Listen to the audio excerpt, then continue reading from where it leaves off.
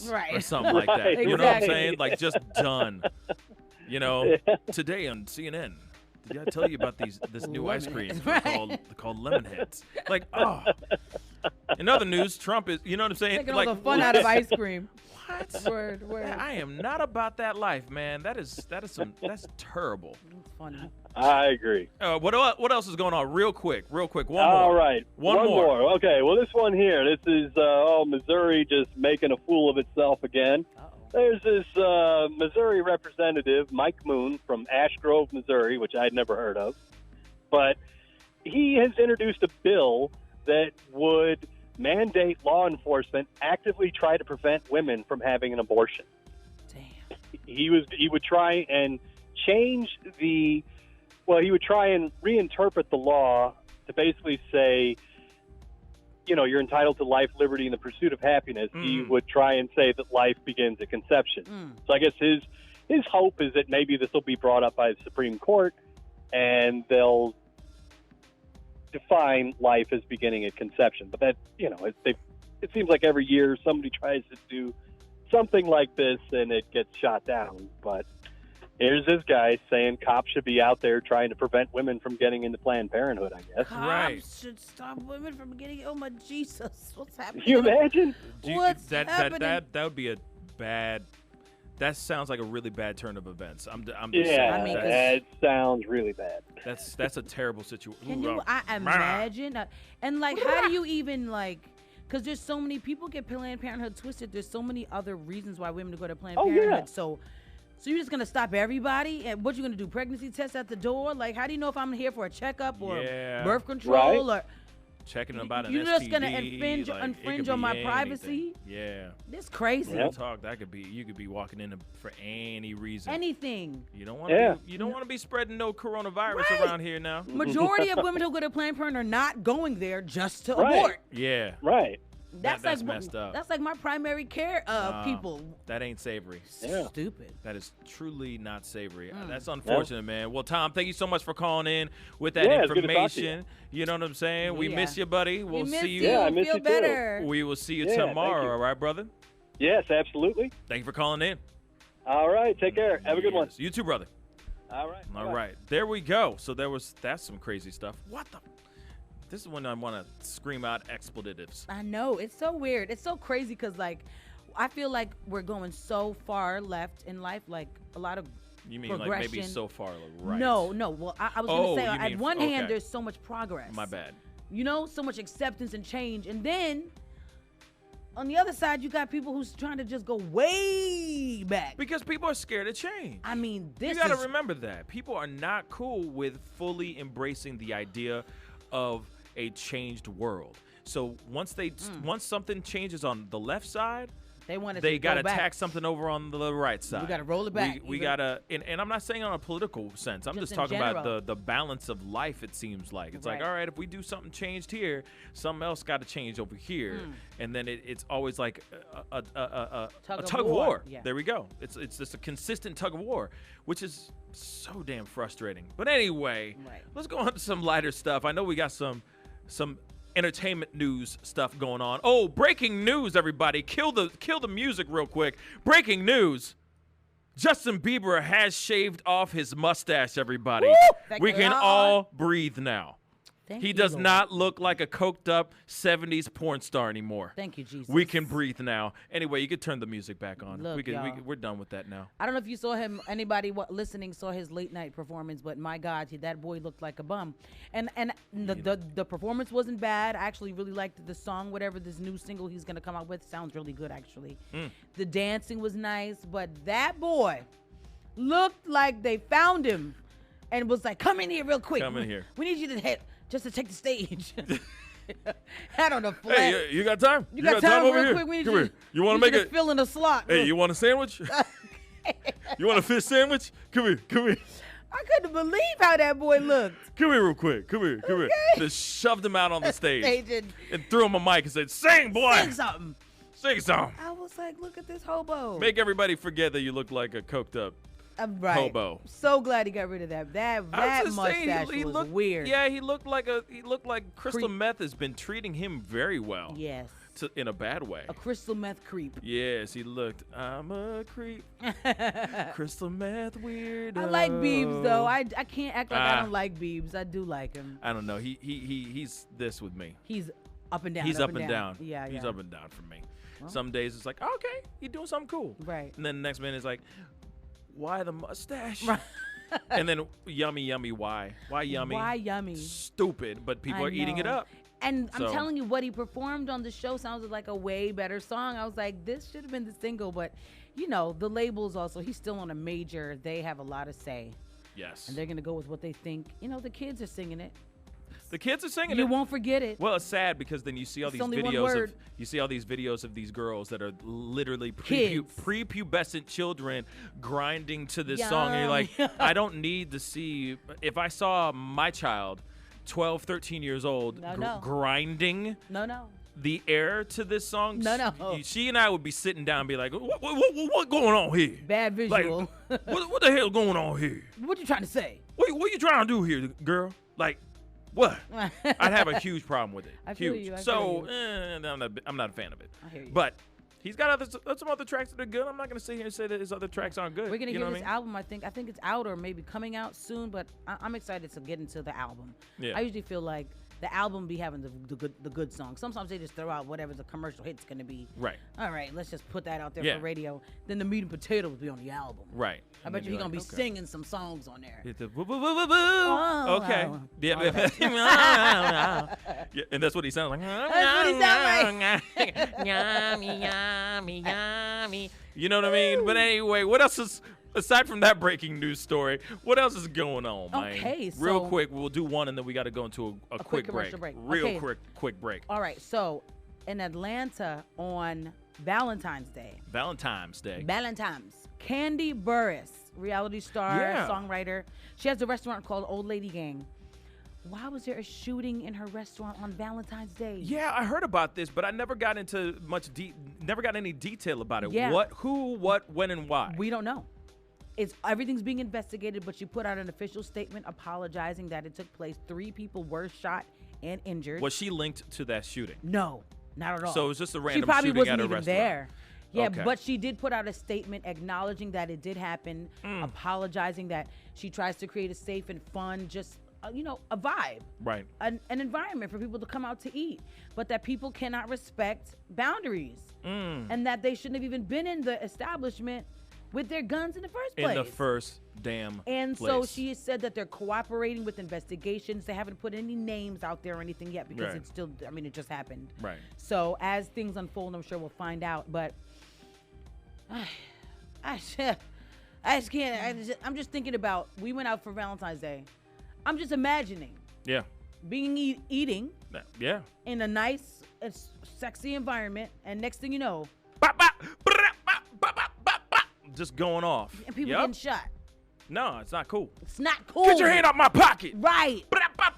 Like, no, that ain't cool. It's crazy. That ain't cool at all, man. Yeah. But what it makes me feel is like, man, these are the moments when I'm really happy that I'm like, all right, I decided to stay in and cook at home. Right. You know, when I decided to just Netflix and chill. Right. Instead of going out to some fancy restaurant, because you never know nowadays. I mean, there's violence going on like crazy everywhere. Everybody's so quick to pop off, man. Yeah. Ooh, it's so sad. You can't escape it. You can't escape it at all, man. So, of course, to any of the victims out there, our hearts and our, thoughts go out to any of the victims out there. Was there any casualties? Nope. Injuries, but you never know with injuries. Sometimes people succumb to their injuries. Yeah. So I'm praying that nobody passes away from this. Well, our hearts and minds go to all the people that were involved in the shooting.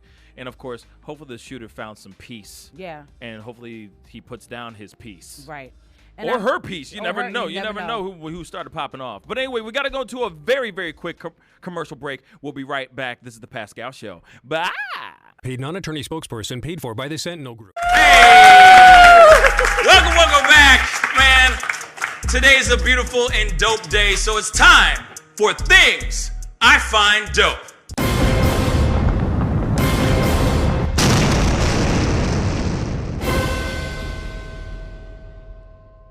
And in Things I Find Dope, we had an amazing opportunity to be a part of a really great event right here at House of Soul. It was Forest Park Pharmacy's A Holiday Feast We got to feed up to 200 to 300 families in need. There was a toy drive, a clothing drive.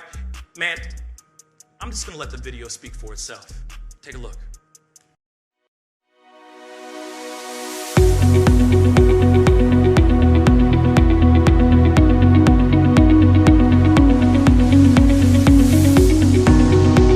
A holiday feast right here inside of House of Soul. Big thank you to Forest Park Pharmacy for making this all happen. And this is solely about community. And to be able to come and just see folks getting a warm meal, getting an opportunity to get clothing, to be able to, just understand that they're not in this struggle by themselves. All right, I am here with the man who put this whole thing together, the man behind Forest Park Pharmacy, Yuri. Man, thank you so much for this whole entire event. I get so excited seeing everybody happy, and the children, the families, and the kids, and everybody coming together. It's just beautiful, and I just think about helping other people. I think it's the best feeling in the world. It's always awesome to have people come out here doing something out their own free time, giving out their own pockets and things like that. They don't have to come out here and do that. The fact that they do is a godsend. You surprised us with not only just a few presents, she came in with a gang of presents. I said I will have my little Mini Cooper full of toys and clothes for the children. The event was good. I enjoyed it very much. It was awesome. It was very pretty. It meant a lot. Everybody coming together and helping each other, and they did a really beautiful job helping everybody out here. And all the gifts were amazing for the children and stuff, and for the adults. The clothes were really pretty. Everything was really pretty. Always support good causes like this, so I appreciate you for being involved with it and getting me out. Yeah, man, come on now. Anything for a good cause, anything for good people, and anything for the kids, right? Everyone should get involved in their community, and so I appreciate what you're doing, appreciate all the volunteers and the people who came to support this cause, man. This is what the holidays are supposed to be about. Well, I appreciate you doing this whole event, making this thing happen. There's a lot of very happy people out there, in there and out here. Thank you today. So, thank you, brother. Appreciate that. Yeah. Thank you. Thank you. Hey, what's up, everybody? Welcome back to the Pascal Show. Thank you guys so much for tuning in and all of that good stuff. We got some other things going on in the world in regards to entertainment news and all of that good stuff. So, what is going on? I know there's something in regards to Amanda Seales and her crazy self talking out the side of her neck, saying some crazy stuff, man. She be talking, she's Amanda is she's funny. She's highly educated, and so a lot of times she says some great things, but she's also highly opinionated. Highly opinionated. So she says some funky things sometimes as well. But she had chimed in. She's on the show The Real. Yes. She has a new position. Yeah, the new position. Yeah. Yeah, as their new host. She just got it this year. Which, by the way, congratulations. That's dope. Look, I'm excited for her, but she does talk. She talks crazy. a lot. But I mean, I've known Amanda since Amanda Diva. We both from New York, so I've worked with her, done shows with her. Amanda Seales? Oh yeah. So she used to be Amanda Diva. She used to go by Amanda Diva. Oh. And she used to be very heavily into spoken word and like her artistry as like a singer rapper. She sings? Yes, she can sing. Oh, I thought she was like just a comedian. Because No. I've only known her as a comedian. Yeah, no. I've only known her as a comedian. I mean, Amanda Diva was like a very great spoken word artist. She sang and rapped. She put out rap, singing, rapping albums and poetry. She's done poetry books. Word. She's been on the grind. And when she moved from New York to LA, she dropped the Diva and put on her last name. And then she got more into like comedy and acting. But she's been grinding for like probably almost 20 years. I ain't even lying. Hustling. So to see her where she is now I'm so happy for her because I do believe she deserves everything that's come to her because she's been putting in work for a long time. But so back on topic, Jussie Smollett. Smollett. Right. He was a part of their Let's Talk, girls chat segment. Let's Talk. I'm in Pascal. It's all good. Yeah. It's all good. And so Great Amanda minds think alike. she had some some choice words for what she thinks about the whole Juicy them Smollett. bringing back up his. We talked about this on the show last week. Them bringing back up his case, opening it back up in Chicago, and she said some things that got a lot of controversy. I mean, it was a lot of back and forth. You know, some people agreed with her, a lot of people disagreed. So let's hear what she had to say online. Chicago politics is ruthless, okay? And I'm telling you, this is more about Kim Fox and that situation than Jussie. They're just using Jussie as a scare. Come on, y'all. It was no victims. They can't really prove it. Thank you. Everything was even if it was a hoax. Even if it was a hoax, this is really happening all the time. And even if it was a hoax for the sake of bringing attention to this, then I'm like, that's low-key noble. Like, I'm at my wit's end about us centering situations like this and wanting to make people have to pay. And it's like, Emmett Till's accuser was alive. I think she's still alive. Yep. Yes, and this young man died, and she announced that she was lying about it. They should have put the shackles on her that day. And she's walking around. So no one was hurt in this situation. Nobody, you know what they're mad about? Their time, their resources being and the used. money that's Taxpayers' spent. resources. Sure. Taxpayers' resources are being used every day to imprison people who have done nothing but be an addict. So I don't want to hear about Jussie Smollett.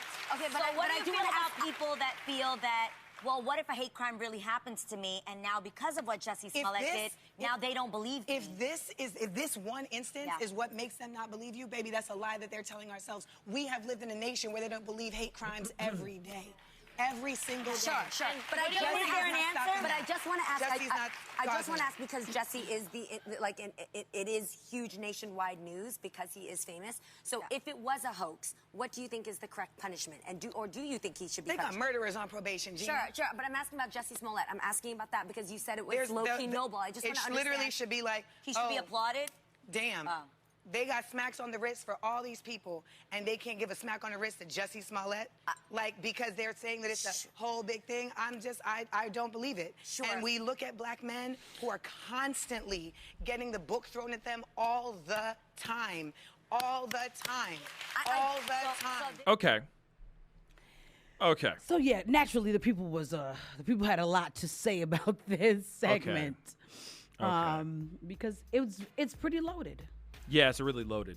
What do you think? There's a lot that she's saying in there too. There's Yeah, a lot. There's a lot. And there's a lot that she has a point on. And it's not like I'm sitting here saying, why am I in defense before I even say what I have to say? Right.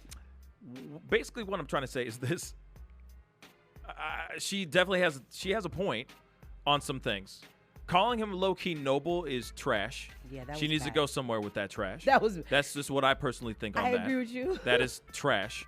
That does not him lying.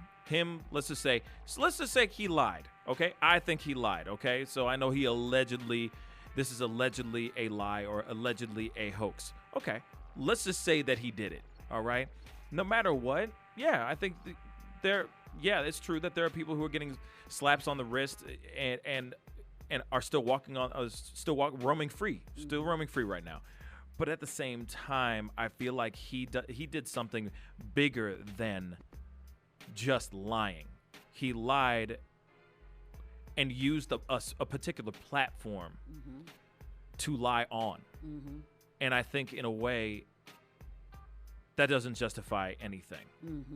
You know, that doesn't give him a free pass. I just don't think he deserves a free pass. So for her to call him noble, that is a very strong choice of words right there. To call him noble, like you lost me at noble. Yeah. From that moment on, I'm like, what? What the hell are you talking about? Right.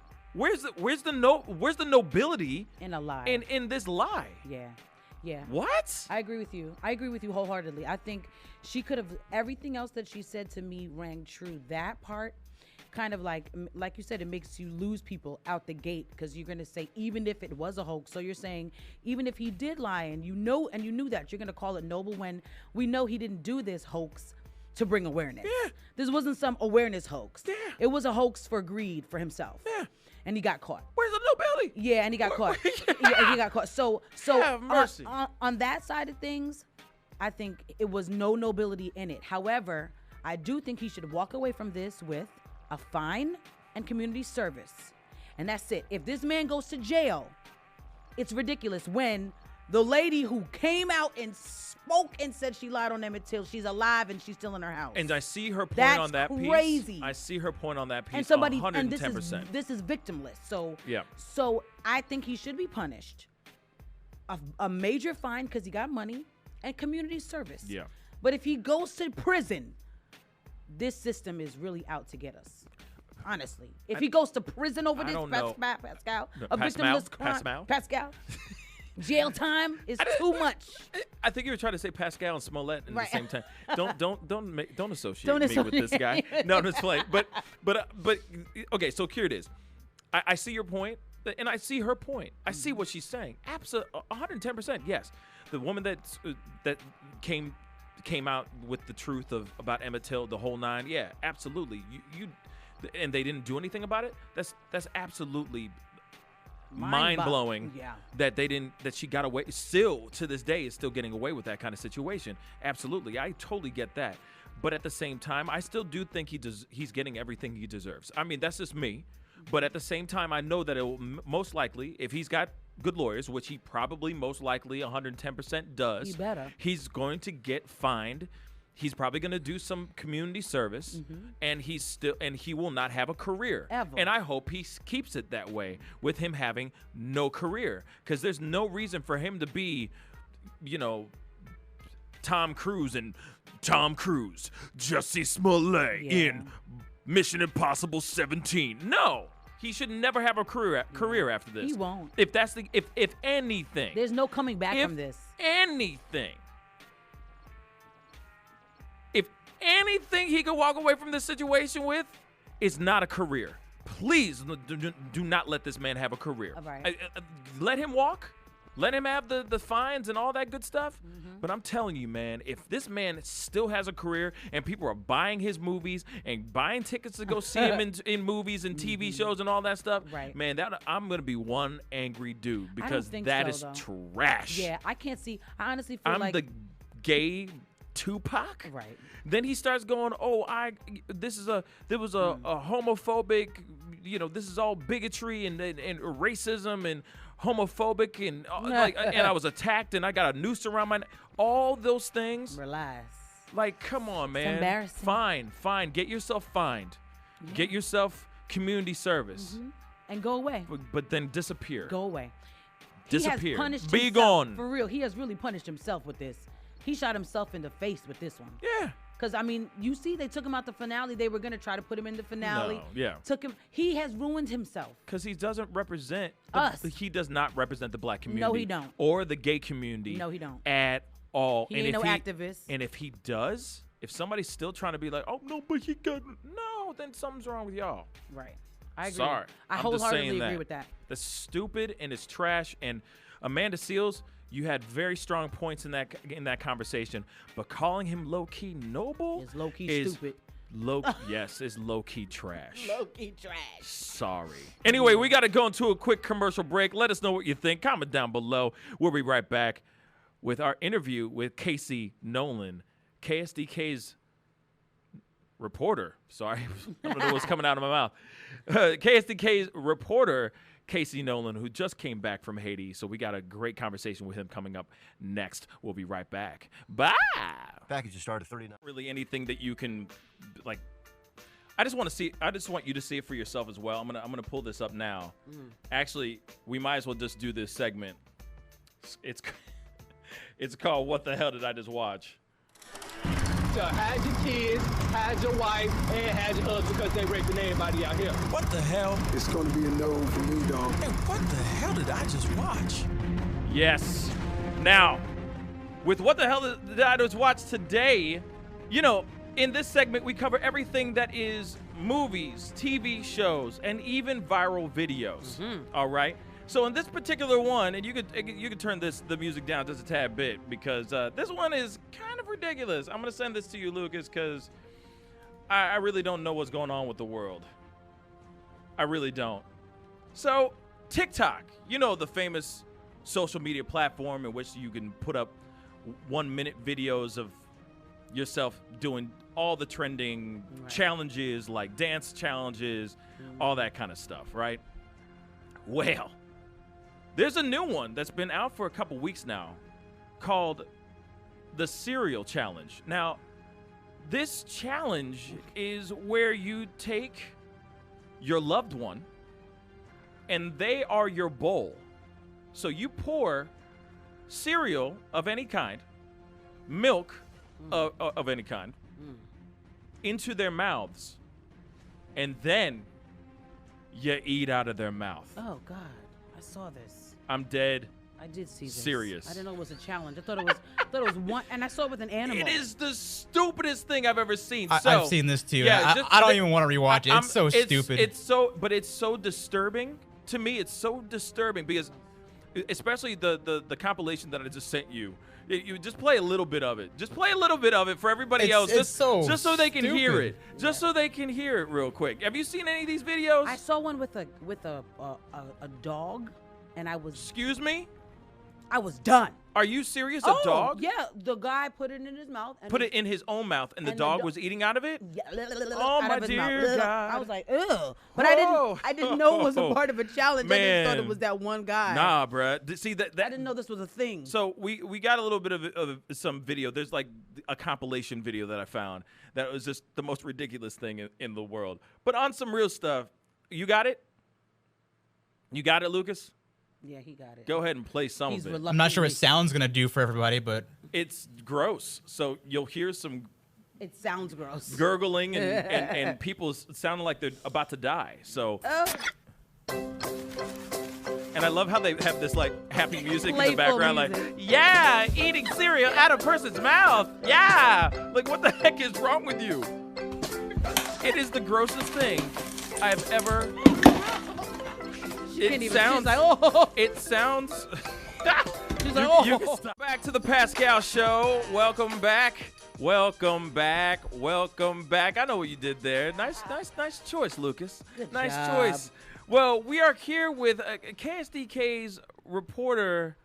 Casey Nolan is with us right now. How you doing? Yes, welcome. How you doing, Nice. man? Thank you. How are you? How are things? Things are great. This is my day off, so it's like life is good, and I'm hanging out with you. This is just a good start to the day. Yeah. Well, thank you. Check is in the mail, man.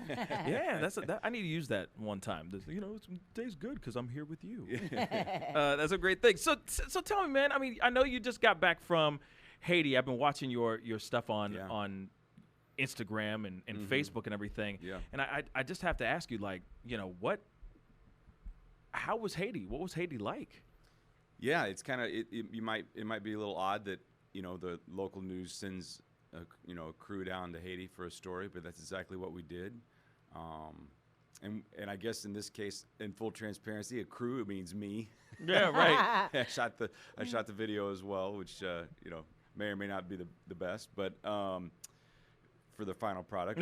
but nevertheless, it was a great trip. Haiti's great. I mean, on one level, it's beautiful. The people are incredibly welcoming. They're great hosts. They're beautiful people in a beautiful country. Yeah. And at the same time, you got that right. It's really they got a lot of challenges. Yeah. No. Yeah, they most definitely do. So we went because it was the 10-year anniversary of the earthquake that just whoever's numbers you believe killed tens of thousands, if not more than 100,000 people 10 years ago in 2010. Back then we went because there was a local story, so we went again to follow up on that local story. That's the nutshell. Okay. And so you went there 10 years ago. Now you went back just recently. Mm-hmm. So what is it like now? How's Haiti doing now? Well, I guess the first thing to say is you got to remember you're talking to a guy who's been twice in his whole life. Right. And the first time it was a crisis. And chaotic.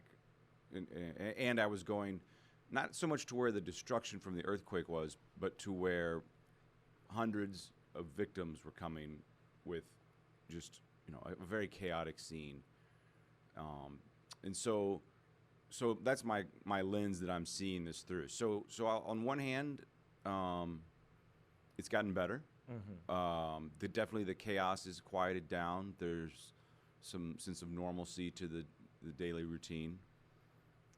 A few improvements like infrastructure in terms of a major highway that used to be full of potholes is now freshly paved. Right. Someone who's lived there for years talked to me about, have you noticed the difference in the traffic? I was like, yeah, there seems like there's more traffic, and that's a good sign for some people. You Absolutely. know? A little more hectic, but it's a sign of an economy that's maybe starting to do a little something. But, you know, listen, honestly, at the same time, I think if you just took a snapshot at both times, nothing's changed. Yeah. You know, there's still a lot of people with, you know, don't have running water, don't have electricity at night, and, you know, or don't have jobs. So it's still a lot. There's still a lot of challenges. Still a lot of health problems that you and I could get taken care of pretty easily here. Right. And it's hard to find, you know, a doctor to do that there. So, but I did have, like, you know, I did have a meal at a restaurant. I did see a new hotel built in the hills. I did see, you know, a lot of people taking little motorcycle taxis that weren't even there the last time I was there. So it just kind of depends on what you want to focus on, I guess. But I think most people would agree, at least where I was, not much has changed. Nothing hasn't radically improved. Like a lot of people promised it would from around the world when they promised billions of dollars and all kinds of attention. The constant what's the word? The constant broken promises. Yeah. I would just say, of, hey, we're going to help all these refugees, or we're going to, I mean, this spans back, you know, 20 some odd years of, oh, we're going to help the refugees. We're going to help this. We're going to help build the economy. We're going to help bring businesses and help give them money, all that stuff. And then still to this day, they're going, so where's that money that you promised to give us to help with our economy? Or, you know, it's such a terrible thing because obviously it's a really beautiful country, filled with really beautiful people. And it's just really frustrating to see such a rich and passionate culture. And the fact that this culture and this country, it just keeps falling apart is just devastating to me, you know, especially I'm Haitian, you know, my family comes from Haiti. So it's something that you know, if I had billions of dollars, you know, and if I could help in that kind of way of just, you know, giving them a second breath of life in a way, economically speaking, I would. I just wouldn't even know where to begin, where to start, especially with all the leaders that have come through. It has been hands down, one corrupt leader after another, and it's terrible. It's terrible, man. Yeah, the everyday folks there, they seem to get it from two different directions. You know, they're betrayed historically by the rest of the world, and then they get betrayed by a few individual leaders as well. And I'm no expert on Haitian history, but that's certainly, if you don't have to be there very long to have somebody tell you that, and you don't have to be there very long to get a sense that people are very proud of their history. Absolutely. You know, freeing themselves from slavery from the French, and again, I'm not an expert on Haitian history, but about the time Lewis and Clark took off from St. Louis, they were the first free black country in the Western Hemisphere, if not the world. I'll defer. It was the only successful slave revolt in the Western Hemisphere. Yes. Period. Right. And so we are very proud of that. Of resilient people. Yes, of resilient people. For sure. I mean, the fact that we're still here. Still. I'm here. Still here, I'm personally baby. here. You know what I mean? Shout out to my mom and dad. Anyway, for making me. But we're resilient people, and we're very proud people. And I think that can be, that can really shoot. It's kind of like we shoot ourselves in the foot because of how proud we are as well. Because it's kind of like we want the help, but we don't want to act like we need the help, if that makes any sense, because of our pride. Well, when you talk about having $1 billion or whatever, that, you know, because you see the problems, and they are in the billions of the problems, you know, the billions of dollar size problems. But I did see small little steps of progress, and that was one of the things I went down there to talk about. There are a couple of organizations with St. Louis roots that are down there, and I think the reason they have been successful, at least when you talk to the people who are local about what's going on, you know, kind of try to get their perspective, and is because they have empowered, supported, but let the local Haitian folks lead in these efforts instead of being, you know, instead of trying to drop in and be a savior and say, here's what you need to do, here's some money, See you later. Right. They've really tried to share knowledge or expertise, but also listen. What do you need, and how can we do this? Wow. Yeah, the two things we talked about when we were down there are a couple of things. There's a hospital, and then there's a factory. The hospital, it started with a couple of St. Louisans. There was a guy by the name of Dr. Ted Dubuque in the 1980s, got this life-threatening illness and made this promise to God that if he got better, he would devote his life to helping other people. After he recovered and found this tiny little rural clinic just outside of Cap Haitian, which is in the northern part of Haiti, in a very rural area, and he went down there for, I think the story goes, a few months or so, and did like 250 surgeries, and just barely made a dent though, right, in all the need. Well, fast forward, a couple of decades, there's this whole organization called CRUDEM. It's an acronym, but it's CRUDEM, CRUDEM, that has supported this hospital to the point from, in 2010, it was about a 70-bed hospital. Word got out after the earthquake in Port-au-Prince that, hey, there's a hospital that did not fall down, that has some capabilities. Helicopters from the U.S. military and other militaries were starting to fly the patients there, and over the next few months, they treated 1,000 earthquake victims, a lot of amputations, a lot of children lost limbs, just horrible, horrible stuff, but they were able to save a lot of lives, too. Yeah. So that's his legacy. He and another man by the name of Carlos Reese was a local businessman here in St. Louis. So they had stood this thing up a little bit. It was all staffed up by Haitians to the point where they could help in a crisis like this. And then our story this year was 10 years later. Now they've tripled in size. They've built more buildings. Their reputation has grown in the country since then, when this tiny little hospital in the jungle outside of Cap Haitian, a town of maybe, 10, 12,000 people, they saw what they could do, so people will come from hours away still. And now they've grown. There are a lot of donations still coming in, largely from St. Louis. The organization has grown. It's actually based in the East Coast now because it kind of rotates with hospitals and different things like that. It has a lot of affiliation with medical professionals on the East Coast. But so you go from the 1980s when he had this vision till now. It's a 400-bed, or no, excuse me, it's a about maybe like a 200 and something bed hospital, 240 bed hospital, doing all kinds of things that it's hard to find. Maybe this puts it in perspective. There is a line of people, 200-300 people potentially, 5 days a week, all year round, waiting to get in just to their clinic. Wow.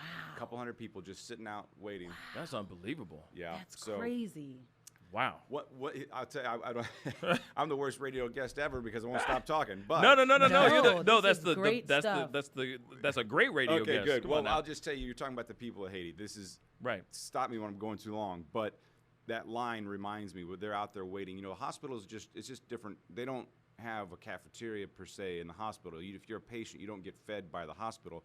It's up to your family to feed you and to come with you and take care of you and kind of wait outside. And then, so one, you see that's still amazing what it takes to get somebody, if they have a major situation, their whole family or at least someone else has to come with them and things like that. But now flashing back to 2010, when this happened, these folks are flown in a crisis emergency from another city. They have no family there to take care of them. This little town where they're being flown in has no resources. They're living on $1, $2 a day, doing what they can to feed themselves on any given day. Wow. And they pulled together as a community and fed all of these patients. Jeez, that's amazing. Every day, because the hospital had no way to feeding them. So for over several months, this town, a small town, here come all these big city folks they've never met. They don't get Port-au-Prince. Yeah. They don't go there much. And they rallied and fed them and took care of them, and it was beautiful. It was amazing. That's incredible, man. Wow. But I love how that there's progress. That there's been progress. You got to look for it, but it's there. But that, if they're looking for help, there at least is something there. Yeah. That it's not just. I mean, I've seen, and I'm sure, and there's still things like that. There's still really sad, visuals that you see. Sure. Still images that you see that are very heartbreaking moments and very heartbreaking images that are still kind of burned in my brain from just seeing. You'll see, for example, and I don't know how much this has changed since the earthquake, but you'll see big, huge, lavish, huge mansions, right? Mm-hmm. Just beautifully built with borders and huge gates and all that stuff.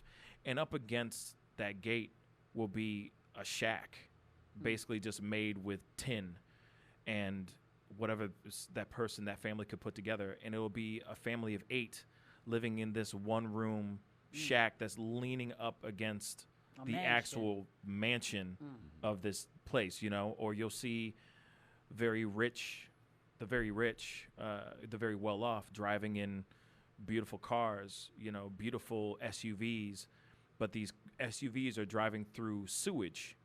And while you're driving through this muddy sewage, you'll see kids in obviously just a button-up business shirt that they've found somewhere that's tattered and torn, and they're literally digging through the sewage to find something to eat. And those are the images that I still to this day have burned in my brain from just going to Haiti so often. And it's crazy that just finding healthcare is even just that.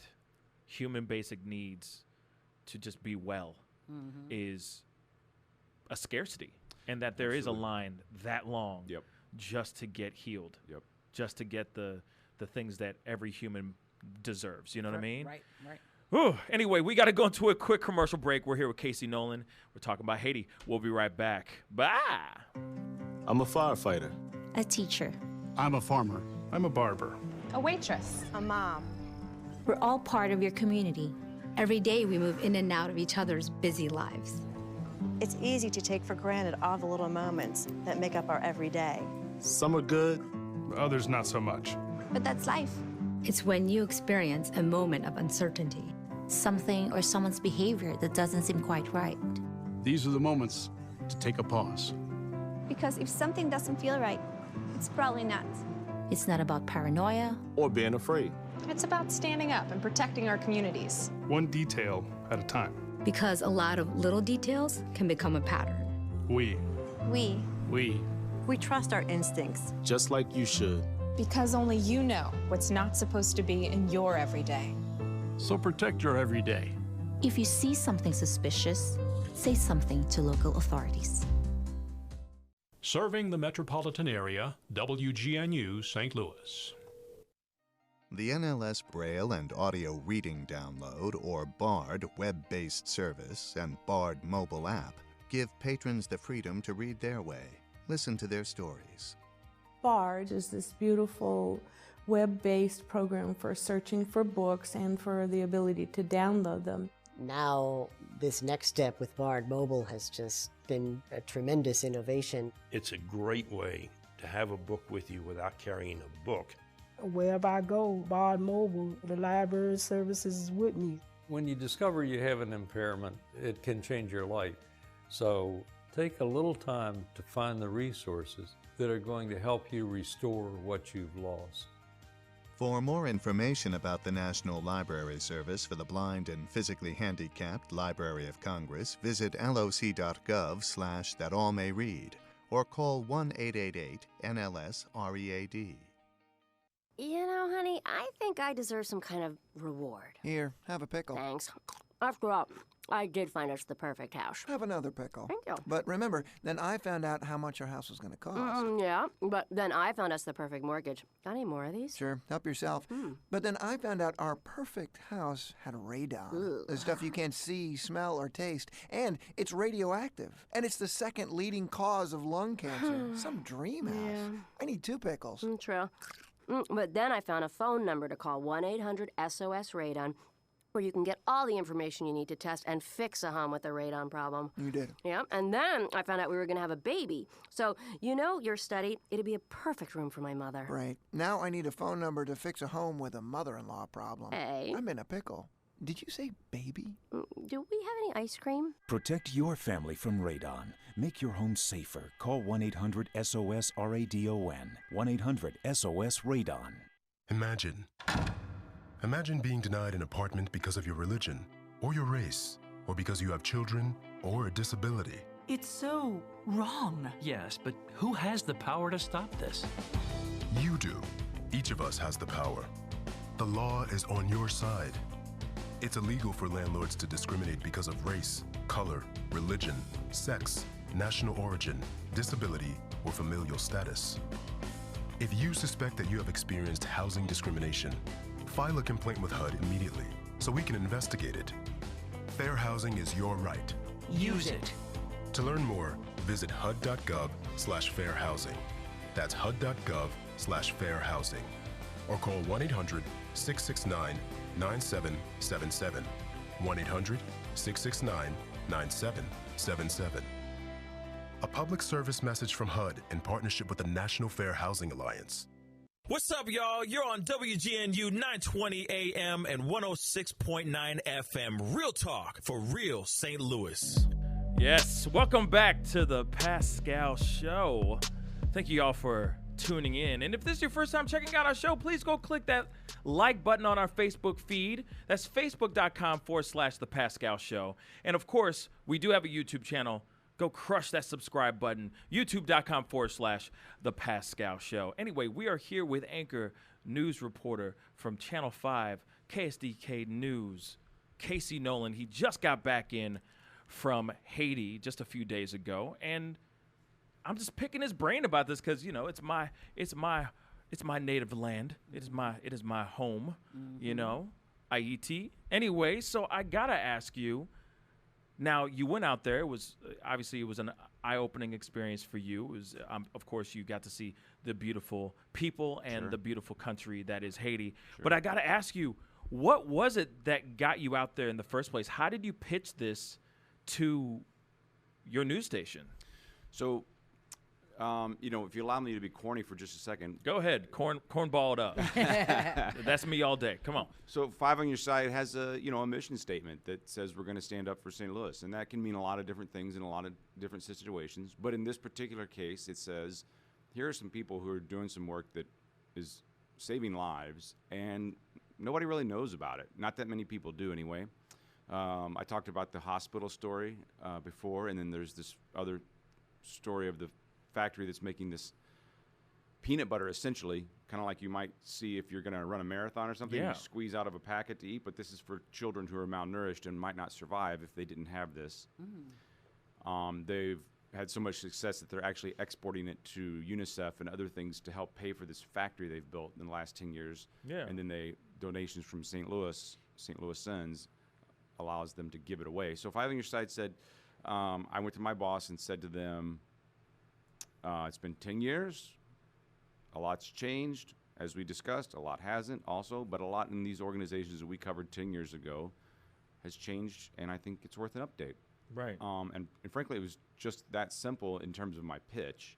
And then we started looking at the feasibility. Do we have lodging? Do you know how you're going to get around? Right. Are people willing to talk to you? If we're going to, it's not the cheapest plane ticket to buy down there. So, or if we're going to invest in that, are you going to come back with a story? So, I contacted some folks that I had gone with previously, and then ended up talking to a doctor that I'd gotten to know once I got back, who was part of this organization, Dr. Bill Guile, a physician here in St. Louis.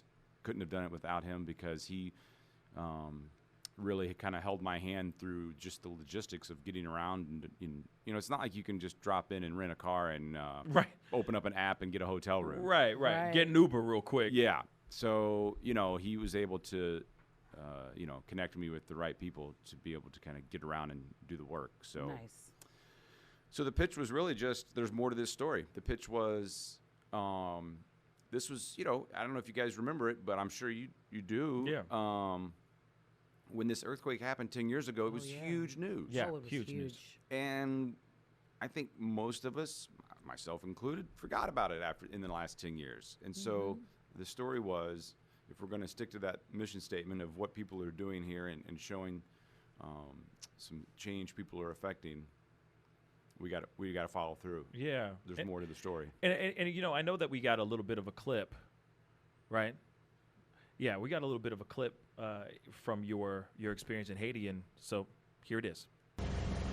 This you could call progress. Is this road better? Yeah. It wasn't bad. Fresh pavement since the last time we were here, making the trip quicker now from the city to the small town of Milo, Haiti, where the story began 10 years ago. The road to recovery hasn't been so smooth. And earthquake, we lost lots of colleagues, lots of friends. Life here in the poorest country in the Western Hemisphere was hard enough before the 2010 earthquake. It killed an estimated 160,000 people and injured more than twice that many. When the earthquake hit, the epicenter was 100 miles away. The injuries came to Milo by helicopter and by the hundreds. This is the hospital here. This is Sacré-Cœur. This small town's even smaller hospital was the best hope for more than 1,000 earthquake victims.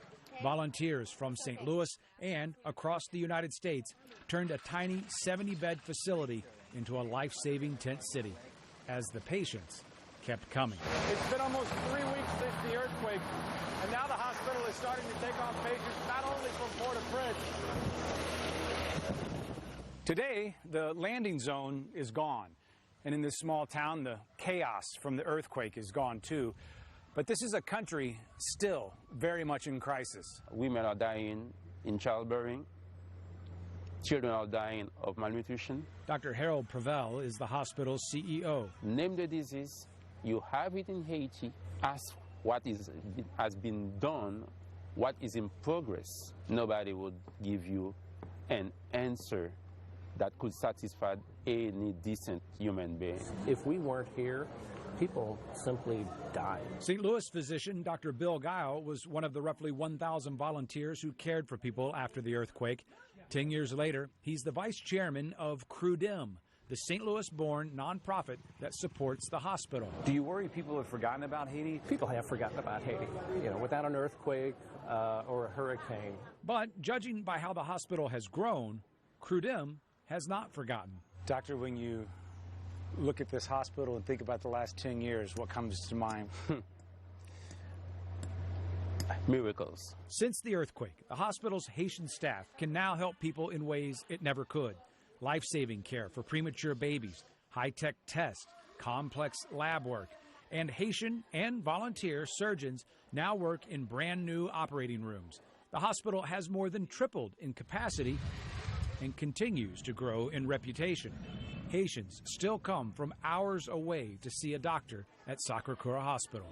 And this line is not unusual. There can be 500 people a day here waiting to see a doctor, 5 days a week, every day of the year. So how is this hospital successful in a country that has struggled to make any progress since the earthquake? Dr. Dubuque from St. Louis and Carlos Ruiz. Those are the two St. Louisans who had started the dream. Dr. Prevel believes the answer goes back to how it all started, with the support of St. Louisans who stayed committed with their resources and to their belief that Haitians should lead the way. Our job is not so much to come in and do the work, but to work with them, improve their skills. Our job is to make ourselves unnecessary. Supporting this Haitian hospital's work to heal and build a better road to the future. And I see beyond of this. I see our new facility, and I even see a better country. Man, it literally brings tears to my eyes to think of how bad it is over there and how much there's need. Yeah. How much there are so many people. There's just a country that is in so much need right now. I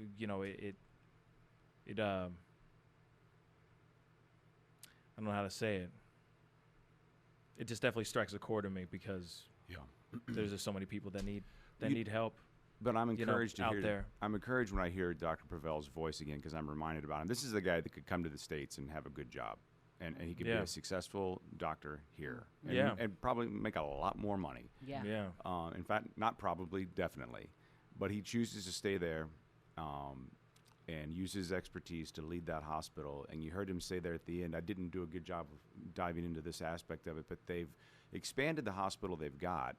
But now on the way driving to and fro there, they stopped on the side of the road and showed me this huge plot of land that's just nothing right now. Yeah. They've got a vision for a whole campus that'll be just like you'd see a hospital here.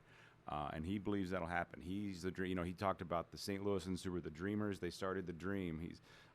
We were standing kind of on a second floor balcony looking out over the hospital and how it's grown. And I said to him, like, boy, could you have believed this 10 years ago? And he's like, yeah. Nice. Totally. He's a visionary. I love that. Exactly. Yeah. He's a visionary. He's like, I'm a dreamer. And that's when he said to me, and I can see the next hospital.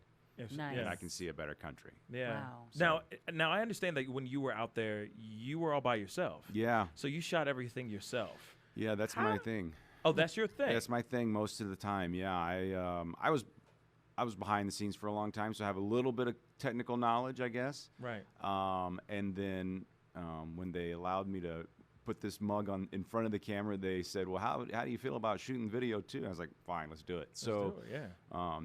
A lot of times when you see me on TV, there's a photographer, as we call him, cameraman, camerawoman, who's running that when we're live, quote unquote live. But a lot of the tape stuff, this is all taped, and I'll come back and edit it. So I shoot a lot of my own video. So you had one camera the entire time, or did you have multiple? I took two. I took. Okay. I had a nice little GoPro and then my small camera. I travel pretty light.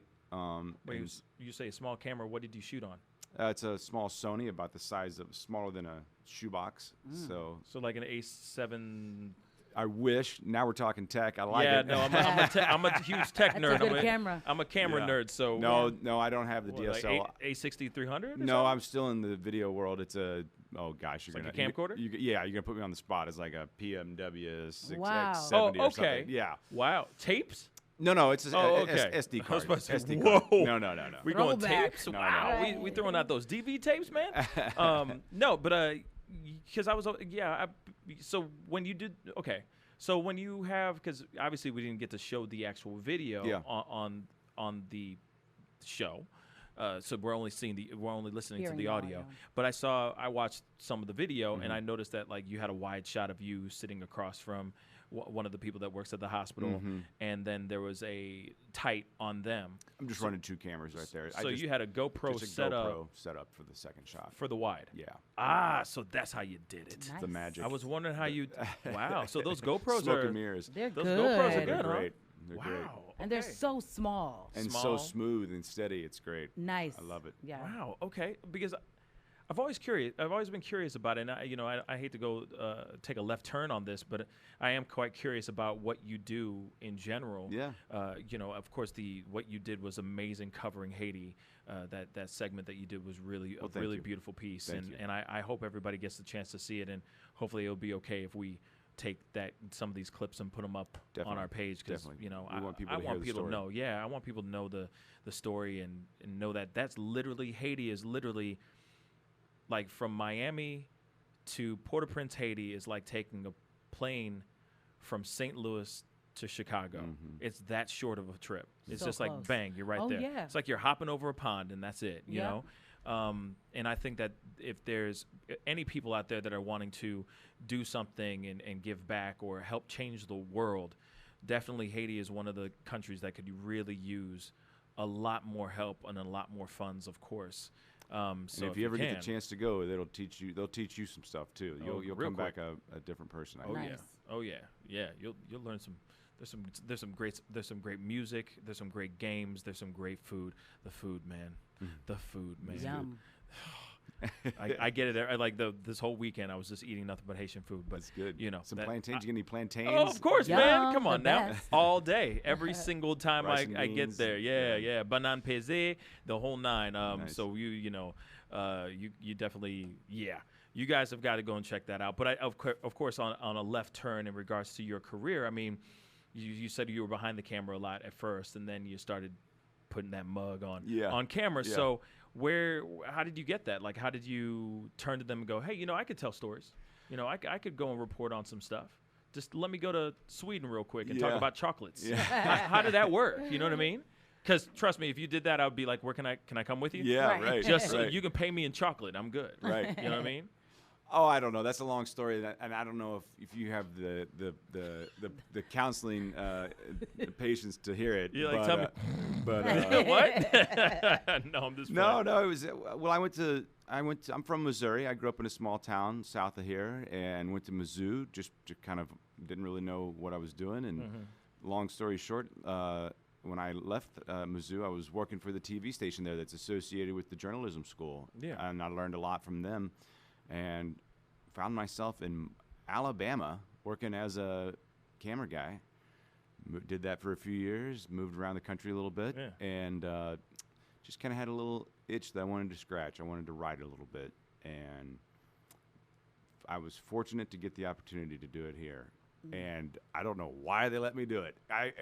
If I know, trust me, I used to record these things so I could look at them and improve, and I was so bad that I would just delete them. And now I wish I had them because it would be hilarious. Just to be like, this is where I started from, and now I'm here. It was bad. I had a producer say to me one time after my first live shot, when I did my first live report, she looked at me as I came back into the building, and she said, "That's just not fair. They shouldn't make you do that." but I mean, like, you know, I understand you start from somewhere, right? And you get things moving. But how does one go to, say, KSDK and say, hey, that all rhymed, but go to them and say, hey, I want to go to, I don't know, I want to go to Sri Lanka and cover this story. And then they go, sure. Here's the business card. Right. You know, right. here's the business credit card.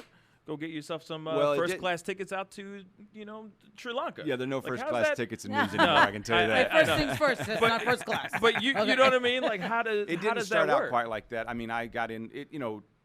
It's not very glamorous. I got in with the parent company had a recruiting session, and I went, and they said, okay, we'll give you a shot.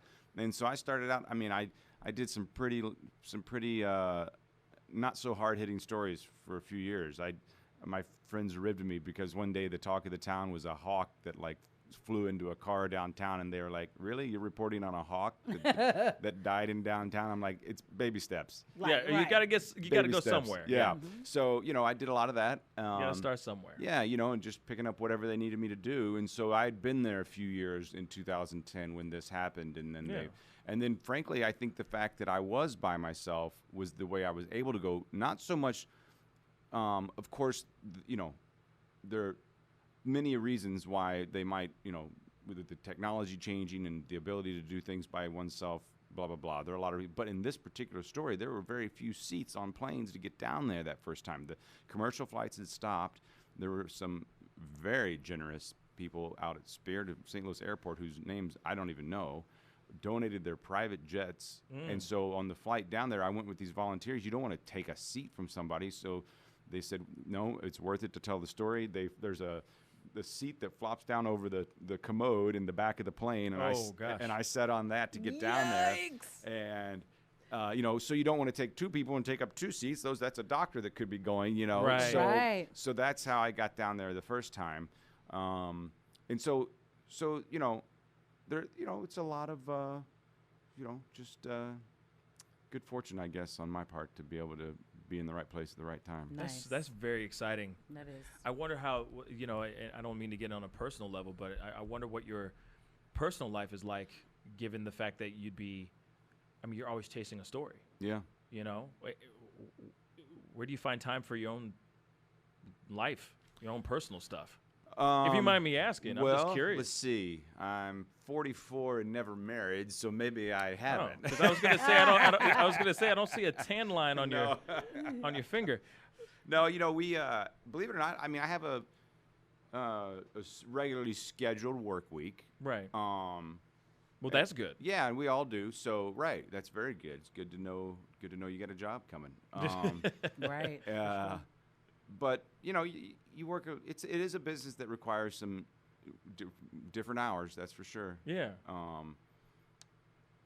But it's fun. Yeah.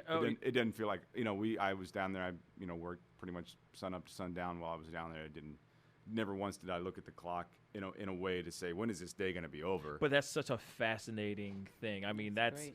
it's Haiti, not a hawk Yeah. flying into a car and dying. You know what I'm saying? It's like you're in another country and you're soaking in the culture and soaking in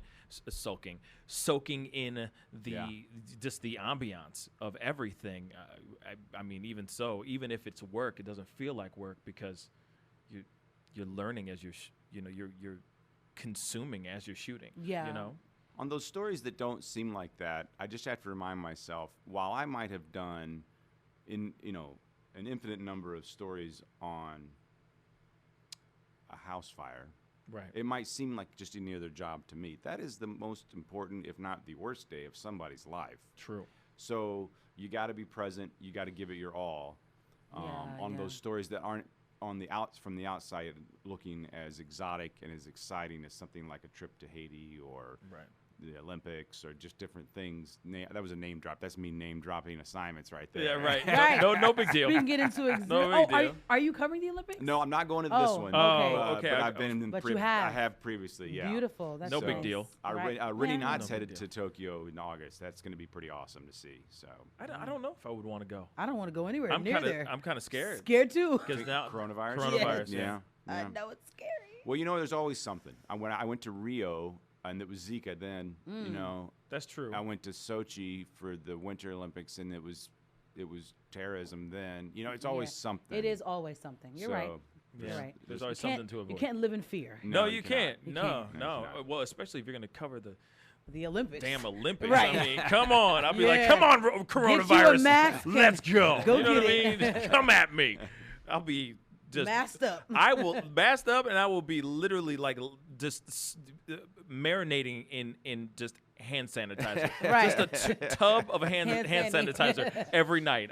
I kid you not. Yeah. So what's the next project you got? You going to be heading off anywhere soon? No traveling plans as of right now. That can always change. I need to get the passport updated. It's expiring this year, so I got to keep that current. And then it's a 2020. It's election season. We're not we're not a battleground state like we used to be, but we got our own presidential primary coming up. Then we've got a governor's race. We've got so that's going to keep you nice and busy. Busy year. Now I understand that you were just at the Iowa caucus, right? I was, yeah. What was that like, especially with the app malfunction and the no count situation and all that? Man, it was crazy, and it's just hard to believe in our modern world that, especially after coming out of 3+ years of investigating elections and interference in elections, that you could let something like that happen. Right. And I feel bad for the good people of Iowa, because while they are by no means representative of the whole country, and certainly I think it's no secret that they don't represent the Democratic Party's base or the typical heck no primary voter for the Democrats. Right. They do take it seriously. From my experience, from when I talk to them, they've had candidates, shaking hands and whatnot in that state for a year, and they still were willing to give you an interview and really go deep with you, and they seem to take it very seriously. I don't know that they get that opportunity again after that. There was already talk that Iowa needed to be after that debacle. After that, so my favorite story is I overheard someone say that they said, "Well, what do you think about?" And I'm forgetting the candidate, but let's just say Joe Biden. What do you think about Joe Biden? And the guy said, "Well, I've only met him once, so it's hard to say." It's like, how many people get to meet a presidential candidate? Right. And in Iowa, you better meet him more than once. Yeah, no kidding. No kidding. Wow. So that was funny, but it was good. It was just it was just crazy to see that thing fell apart like that. Yeah, it's tragic, but also I hope that kind of particular situation wakes people up a little bit, and it's kind of like, can we just go back to paper? Yeah, right. Let's keep it simple. Just go back to paper. Yeah. Just for now. Just for now. So before, I think in regards to that, things have to be finely tuned when it comes to apps. St. Louis County's going back to paper. St. Louis County has got a whole new system to where if you vote in St. Louis County, you will take a paper ballot, you will fill it in like the old ACT test, fill in the bubble, and then you take it to a scanner, and it scans in like your a results. Scantron? Yeah. And you do it yourself. Throwbacks. So, then that's Scantron that's the days. latest and greatest, and they've gone to that. So wow. Okay. safe. I mean, you never know with these apps. You never know. People can hack into them. People can steal identities Yeah. and change votes.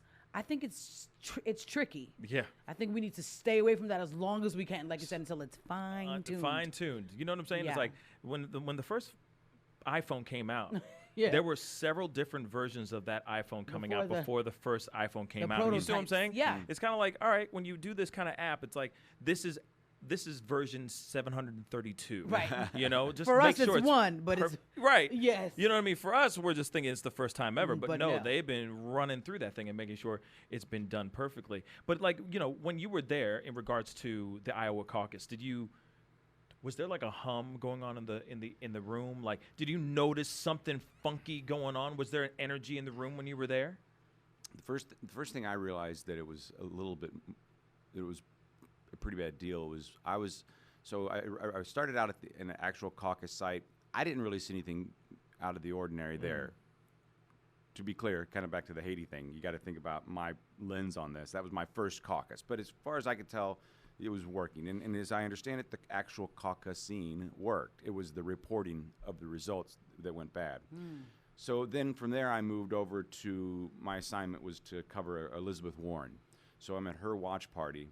Things are really dragging out. And you're like, well, okay. Yeah, I mean, like, why? we've seen late election nights before. We thought this one might actually go faster because of how they were doing it, but now it's going longer. Well, then you have her surrogates come out, people who are, you know, kind of faces you would recognize on TV who have thrown in their hat with her. Julian Castro was running for president himself. Now he's with her. He comes out, and the language he was using to disparage this process. Yeah. You could tell, you know, he was like, every second that goes by is just another example of why this is blah, blah, blah. He was upset. So to hear him talking about his fellow Democrats in Iowa, the party in Iowa, you could tell he was mad. You could tell her campaign manager was mad. They were not pulling punches on their own party. Right. It was like, okay, this is not good. This is not a good sign. No. Wow. Oh man. But I see. That's why we just need to go back to paper. Yeah. You know what I mean? It's right there. Physically, you go one, two, one, two. That's it. Well, but you mentioned getting it right. I mean, there are other people. When I was covering that St. Louis County story, they did a mock election. People could come out. Mostly, it was people who volunteer and or people who are retired and have the time to come out and do a mock election on a Tuesday morning. But there were some people there who said, "Why are we doing this when we should be voting from home?" On our phones. Yeah. Why can't somebody come up with a way to get more people involved? So there's the other side of the coin too, where people feel like we should be embracing technology more. But then, my gosh, when you look at what happened in Iowa, I can certainly see how people are hesitant. People are hesitant. Very hesitant. Yeah. No, I mean, I think that's the thing. I think that it's a double-edged sword. You know, the digital age has a lot of really great positive things, but there's a lot of pros and there's a lot of cons. Yeah. And the thing is if the cons can be easily manipulated, then the pros start to just get annihilated. Yeah. They just get pushed out the way. If the powers that be, depending on how deep the politician's pocket is, if he really or she really wants to manipulate the system, there's a way to throw in a little wrench or throw a little virus into you see what I'm saying? Telling you. Well, That's when the recounts happen and all that stuff. You know what I mean? It seemed like they didn't take up. They didn't. There were offers of help to test that system, and they just didn't take it. And so that was a failure there. It seems like a miss. Big miss. Well, Casey, thank you so much for sitting down with us, man. Thanks for taking an interest. On your page, on mine, on KSTK.com, you can see these stories. And we've put some extra material on KSTK.com as well. There are stories that I just couldn't even get to of individuals who are living a life of service down there, Haitian and expats from the U.S. who are doing amazing things. So thanks for taking an interest. I hope maybe, you know what? We got to figure out a way to go back together sometime. I would love that. Yeah. I'm so down for that. Like 110,000%. Yeah. Because I got a lot of family down there as well. So it'd be amazing to go down there. I haven't been down there in well over 10 years. Actually. I mean, it's been since It's been since the earthquake. Yeah. You know, Right. a little bit before the earthquake. So it'd be nice to go back down and just see the old stomping ground. old stomping ground. see the family too as well. Yeah. But anyway, Casey Nolan, thank you so much for coming Pleasure. through. Thank you. Thank you for what you do. Oh, thank you. Be sure to check him out. KSDK. 5 on News. your side. 5 on your side. 5 on your side. KSDK.com. KSDK.com. So go check him out. Very, very talented storyteller, very talented journalist here. Anyway, we got to go into a quick commercial break. We'll be right back. This is the Pascal Show. Bye. Tashara Jones is one of the more prominent political figures in St. Louis. Not only is she treasurer of St. Louis City, but she's also been called the mayor north of Del Mar. I got a chance to sit down with Ms. Jones at the House of Soul and pick her brain a little bit.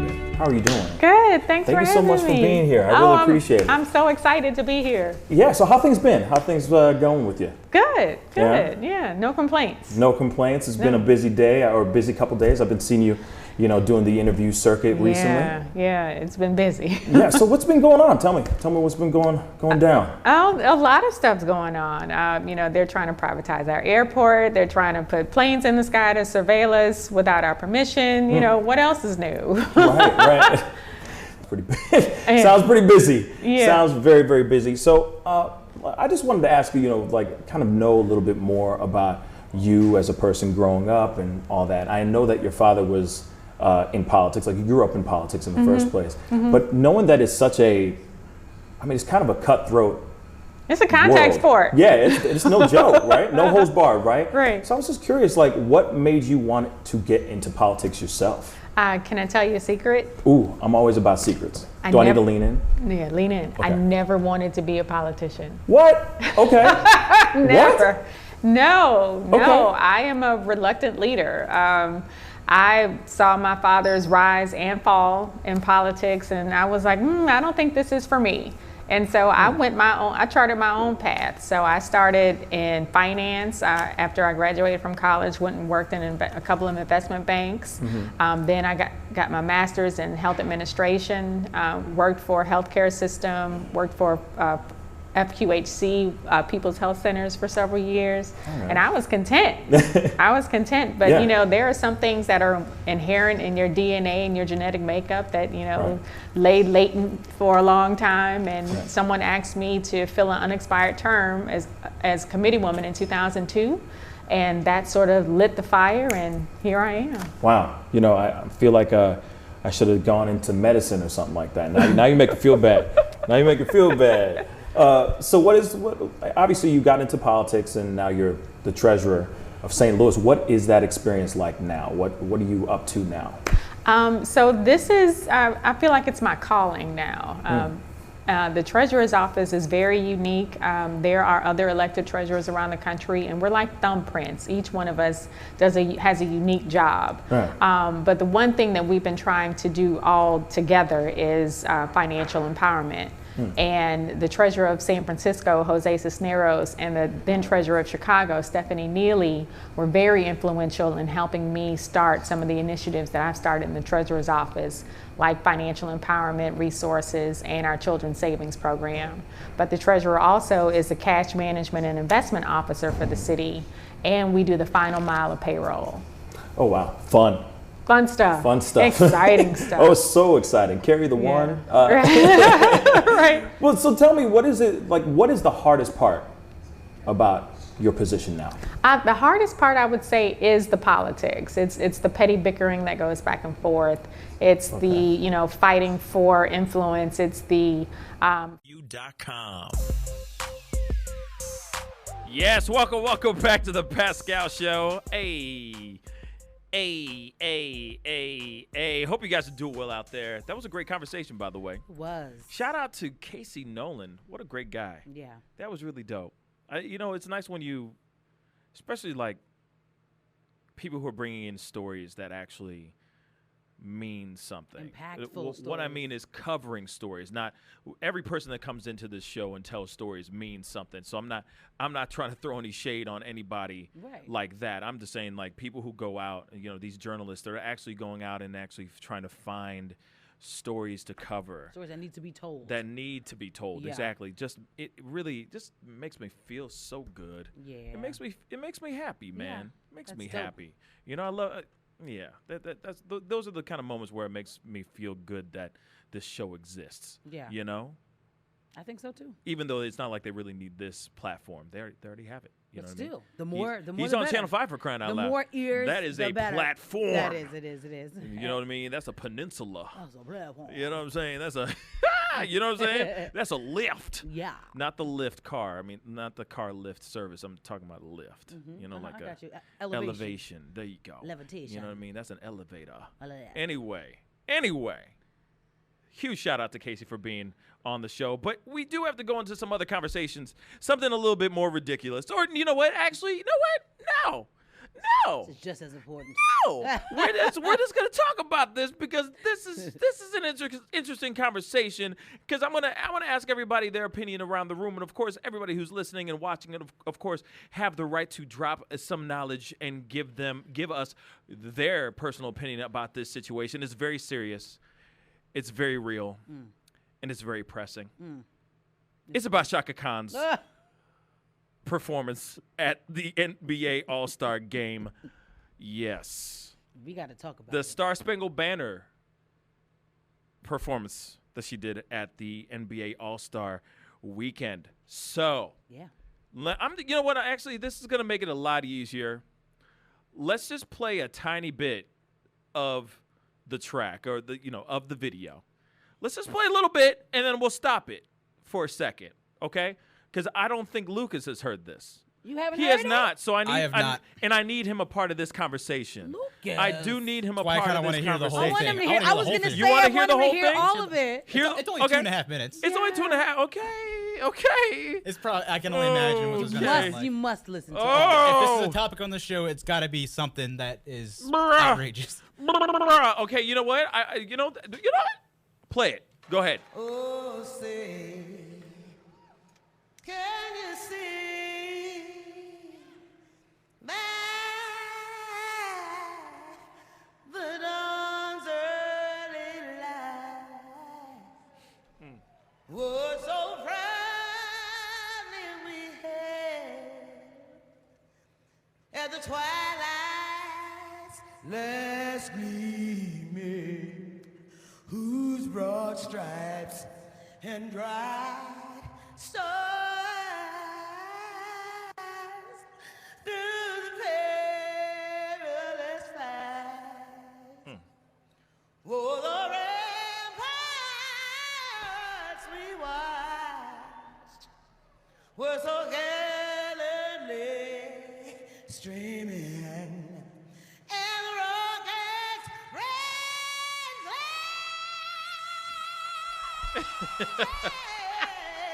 I'm sorry. Wait. bombs bursting in air, gain proof through the night that our flag was still there. Oh, sailors and star-spangled banner, yeah.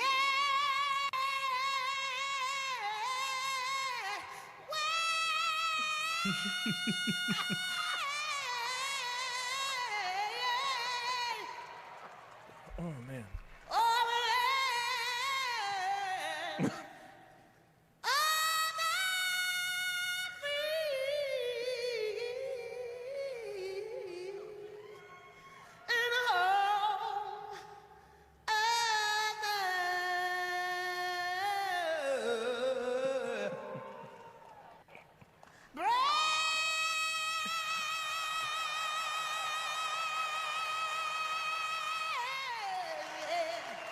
Okay. Damn. Okay, now she's done. That was okay. all. Okay. Yeah. Hey.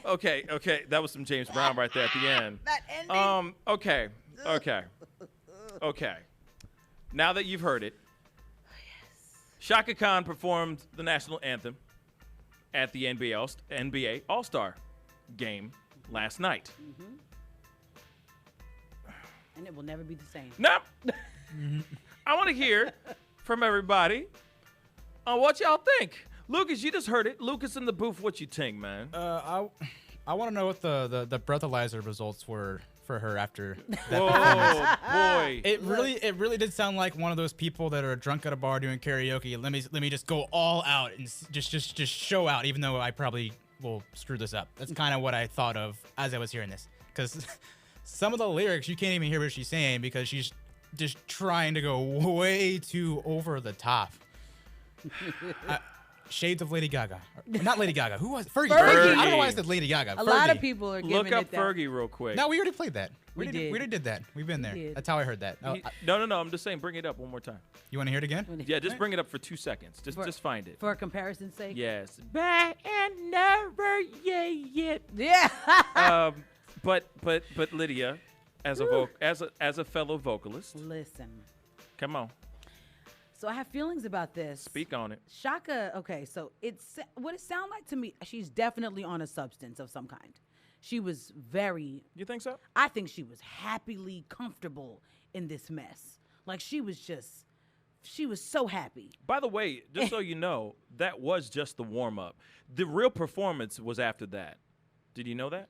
What do you mean? I'm just playing. Oh, It seemed like she was like doing a warm up. yeah, and you know what it also seemed like? It seemed like Shaka Khan said, I'm going to show every single thing that I can possibly do vocally that I've ever done in my life in this one moment. I'm going to go high, I'm going to go low, I'm going to do runs, Right. I'm going to do flip. She did a little bit of everything with like little funky, messy endings. But what I will say is I made this tweet last night and it got a lot of love. I said, listen here, y'all.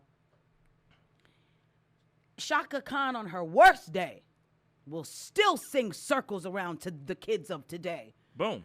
And while it was spirited and hilarious and I laughed the whole time, she is still Mother Shaka and I will still bow down. Okay. And that's it. Okay. So then I'm going to say this. On that case, here it is. I felt like we were watching her practicing in her shower. Right. What the hell was that? Okay, no, I agree. Shaka Khan, she Shaka. Right. This is not this ain't no joke. But Right. but that was what was okay in the very beginning, because when I saw it, I was like, okay. Right. At the very beginning, I was like, oh, we about to go to school today. I think we all was like that at the I beginning. got all close and like, oh my God, we're about to go to school today. Oh, snap. You okay? Yes, it's okay. I got it. I was like, oh my God, we're about to get to school today. Yes. Yes. And then all of a sudden, Your face changes. like, it was just like, What? what did she, like, what, and then like, like, what, and I knew it was going to be different right off the jump. You know what I mean? So I was like, okay, so it's about to get weird. But I thought it was going to be like a good weird. Me too. Like, kind of like a, not the bad example, but like, kind of like what Whitney Houston did. You know what I mean? It was Right. kind of different. Or Marvin Gaye, when he kind of took it and did something different. You're Right. like, it's going to be a good different. Ooh, this is going to be something little avant-garde, but a little bit of like bluesy and like something. She was going to school us. Yeah. We thought she was going to school And us. I felt like she just basically said, everybody, y'all, I got pipes. Right. And I got range, just so you know. So let me put every single note I can get in this song as quickly as I can. Let me squeeze as many notes from high up here to low down here. All this stuff was all over there. I'm like, oh my Lord, this is really happening? It was This awesome. is really happening. But you know what got me really weak? The faces of the players. Oh no, the Oh. faces of the players, they weren't even about that life. No, I'm talking about the comments. Oh yeah, oh The yeah. comments are amazing. They are. So one of them said, "I'ma set this as my alarm. Ain't nobody sleeping through this." Another one said, "What else? What else did they say? Oh, Fergie is somewhere saying, yeah." Let's see. Somebody said that hey at the end sent me. And look, I resonated with that so hard because she made it through all that. And then she goes like, hey.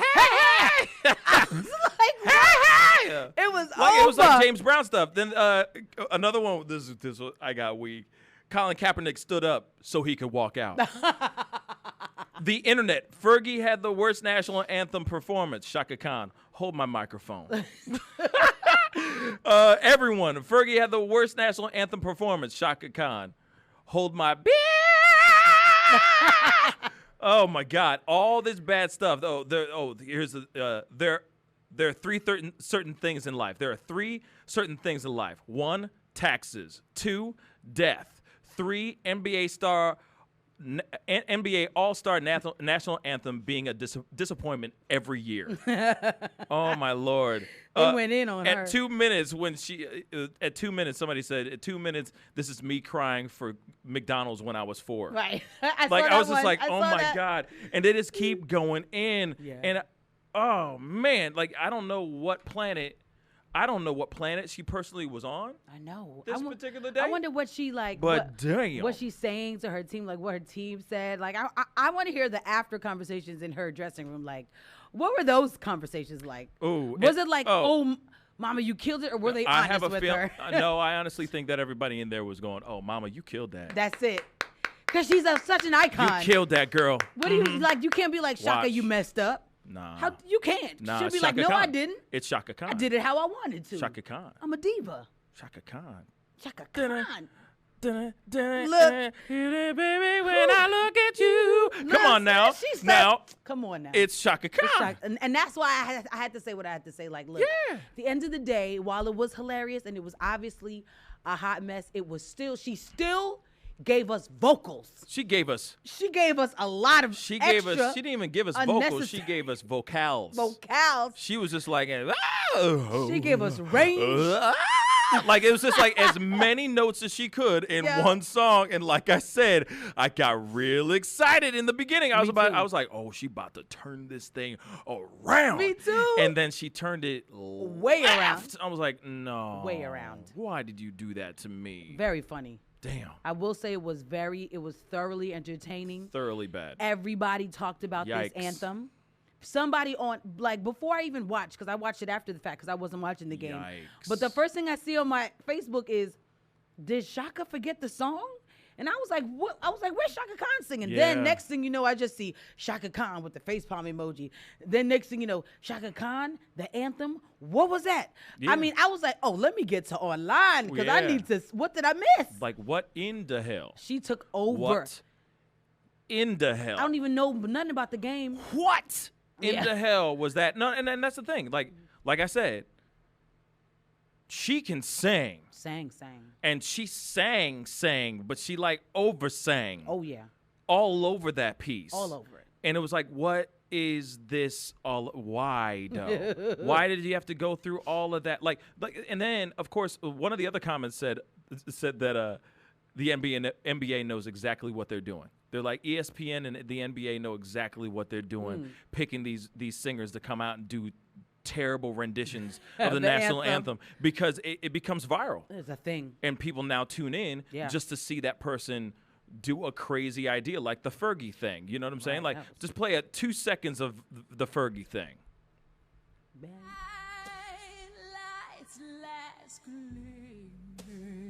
Yikes. Whose bright stripes and bright stars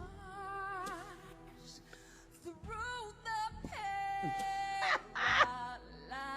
fight. Okay, you can stop there. Yuck. Hers is. But you see what I'm saying? It's like, what is this trash that they are trying to do? And I honestly, and then hers it's like, is, why though? Why?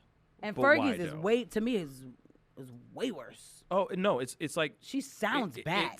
She sounds like if Britney Spears took a few vocal lessons there for like you a go. month and said, "Oh, I'm ready I can now. sing Yes. this real That's exactly. It's like, what is that? That's a perfect summation of how Fergie sounded. Like and then from my understanding, she can actually blow. Oh, she can. So it's just like, what is this? And then so that's the thing with Shaka.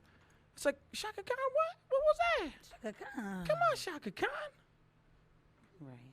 Come on. You still one of the goats, What's Mama. the reason? No, she still I is. know. I just. But I would still say the same thing if this was Aretha Franklin, if Oh, this for was Whitney anybody. Houston, if this was Kim Hudson. No, not Kim Hudson. Sorry, Jennifer Hudson. Right. You know what I mean? I would be like, What do you think about her tribute? She tributed powerful. him. Yeah. Powerful. Yeah. The only thing I would say about that is I just wish it was a track that I actually knew. I know. So I felt It was the disjointed Lord's because I didn't Prayer. know it was. Yeah, it was the Lord's Prayer, which is a weird song. Yeah. I mean, I know the Lord's Prayer, but I don't know the Lord's Prayer song. Right. You know, it's a prayer that I've said since I was a kid, but I was like, oh, okay, so she's just going to sing the Lord's Prayer. And she sang the She hell sang of the that. juice out of that thing. She squeezed every bit of juice out All of that. of It was it. like, it's all gone. All It's of it. gone. Just stop squeezing. Right. But she was really great too. But Yeah. at the same time, it's like, damn. It should have been a recognizable song to Shaka. everybody. Yeah. Shaka, baby. But you know, Ouch. This just goes to show you, Janet J. Hud gave a great performance. Shaka Khan crumbled, and she's what everybody's talking about. Mm-hmm. People love a conspiracy or like a mistake or whatever you want to call it. I guarantee People you. love the buffoonery. But that makes you wonder how and why did they pick Shaka Khan of all people to perform? You know what I'm saying? There's a laundry list of other people that they could have picked. You would have never, because they And that never came thought out it of would have been nowhere. like this. Or like even Shaka Khan you would have thought it would be flawless. And then also at the same time, it's like even like Fergie. It's like, why did they pick Fergie of all people? Yeah. You know what I'm saying? She Who was- was in between? Who was last year? She must have had a hot Who year, was last year? Fergie. Who Google it real quick. Who sang the All-Star Game I anthem now last I got year? now I got to know I because know. it makes you wonder like why did they must did they have been a see her quiet at, year. did they see her out kicking it or something like that and they're like, oh, we need to pick her because she's probably going to be she's going to be a train wreck and I mean, everyone's why? it's going to be viral. Nobody would assume though that Shaka Khan would be a train wreck. I think That was bad. I think everybody was like, yes, like how you know they called Yolanda Adams for the she sang at the Super Bowl. Yeah. And nobody, we all watched knowing she was going to do a great job. Yeah. Because she could sing. But you want to know something funny? What? People like to see a dumpster fire. They love it.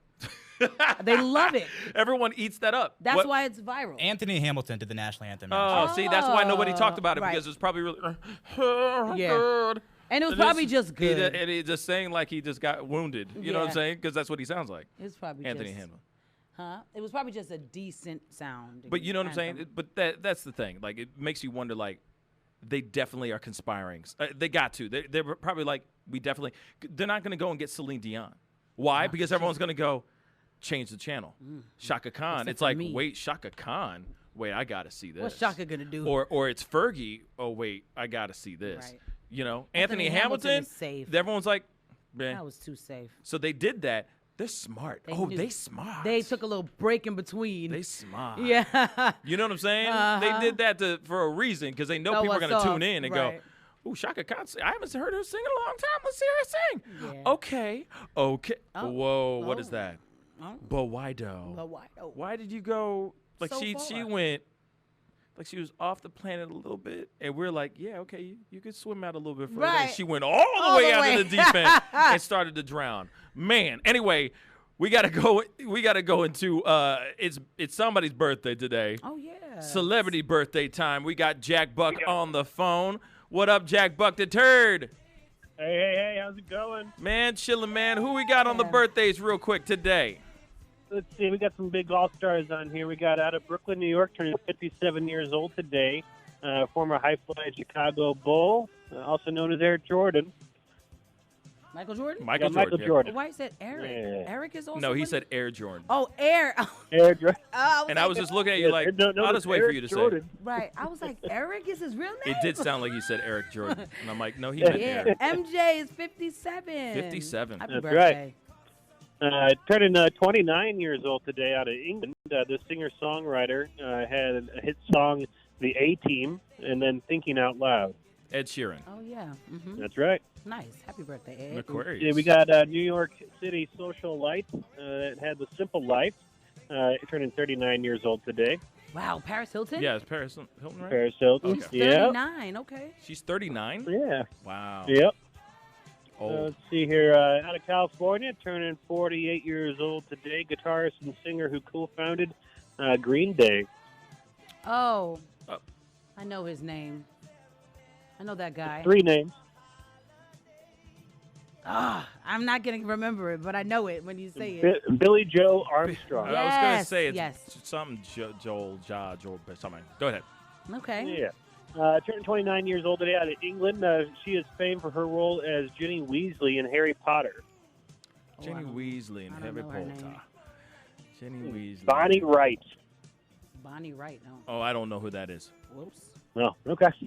Sorry. Happy birthday He's to her. 39 years old, and he was in Angels in the Outfield and in Inception.